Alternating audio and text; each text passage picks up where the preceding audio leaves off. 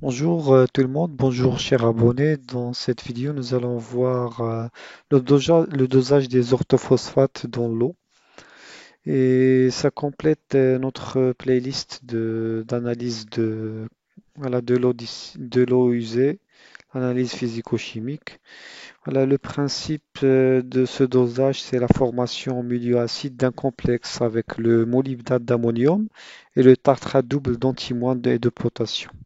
La réaction par l'acide ascorbique en un complexe chloré bleu qui présente des valeurs maximales ou bien d'absorption qui sont comprises entre 700 nanomètres et 880 nanomètres par un dosage colorimétrique. Le mode opératoire, on prend 20 millilitres d'échantillon plus 1 millilitre d'acide ascorbique. On agite énergétiquement. On ajoute ensuite 4 millilitres du réactif combiné qu'on va préparer, plus 30 minutes au repos. Ça donne une coloration bleue qu'on peut lire à 880 nanomètres en spectrophotomètre. Voilà, on va voir aussi les réactifs, les différents réactifs qu'on va utiliser lors de ce protocole.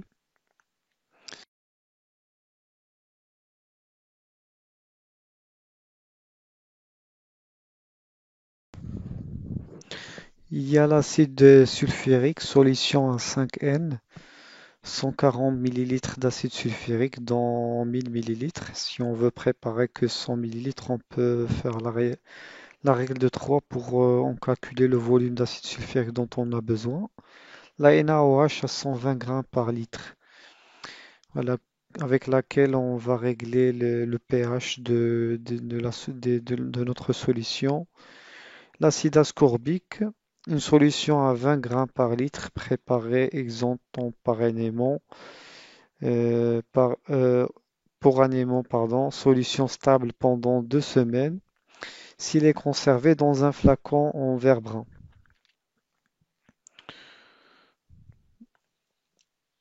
Il y a aussi le tartrate double de potassium et d'antimoine à 2,8 grammes par litre. On fait dissoudre le tartrate double de K+ et SP, 0,28 grammes dans un volume de 200 millilitres d'eau distillée. Là, parmi les réactifs, il y a aussi le molybdate d'ammonium à 40 grammes par litre comme concentration. Et si on veut en préparer que 100 millilitres, on peut le faire. On prend 4 grammes de molybdate dans 100 millilitres d'eau distillée. La solution obtenue peut être conservée à 40 degrés dans un flacon en polyéthylène. Voilà, vaut mieux réaliser ou bien préparer des solutions de 100 millilitres pour ces réactifs. Comme ça, ils ne perdent pas leur efficacité. Vous pouvez les conserver bien sûr, mais voilà, 100 millilitres, je pense que c'est suffisant pour un laboratoire voilà, d'analyse. Il y a aussi le réactif combiné. Voilà, le réactif combiné, on va le préparer avec tout ce qu'on a vu avant. Il peut être conservé à 4 degrés Celsius dans une fiole jaugée de 100 millilitres. On mélange l'acide sulfurique 5N, dont on prend 50 millilitres, solution tartrate double, molybdate d'ammonium 15 millilitres et le tartrate double 5 millilitres. Et on complète avec de l'eau distillée à 100 millilitres. Voilà, c'est ça le réactif combiné. Il y a aussi la solution mère de phosphate à 50 millilitres de phosphate par litre.